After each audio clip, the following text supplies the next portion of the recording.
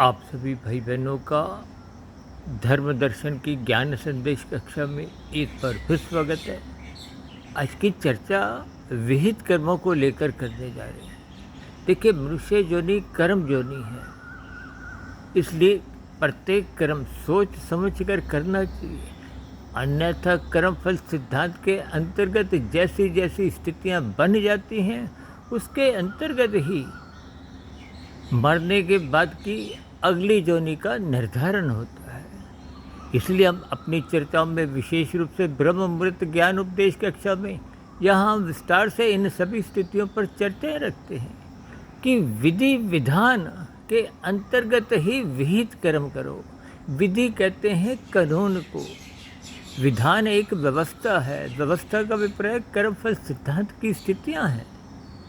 इसलिए मनुष्य को ज्ञान में स्थिति मजबूत बनाते हुए निरंतर सत्संग करते रहना चाहिए, ताकि दिन में राजसी स्थितियों में आपका हमारा किसी भी प्रकार का छोटे से छोटा कर्म भी बिगड़ने न पाए। आपकी किसी क्रिया द्वारा किसी अन्य मनुष्य को ही नहीं, किसी जीव यानी कि पक्षी को, कीड़े मकोड़े को, पशु को किसी भी प्रकार की पीड़ा न हो। इन सभी स्थितियों पर आप तर्कपूर्वक चिंतन करें, ब्रह्म मुहूर्त में उठें, शास्त्रों का स्वाध्याय करें, ताकि अपने कर्मों में एक सात्विकता बनाएं। चर्चा विशेष को यहीं विराम देते हैं, फिर मिलते हैं किसी नए विषय के साथ।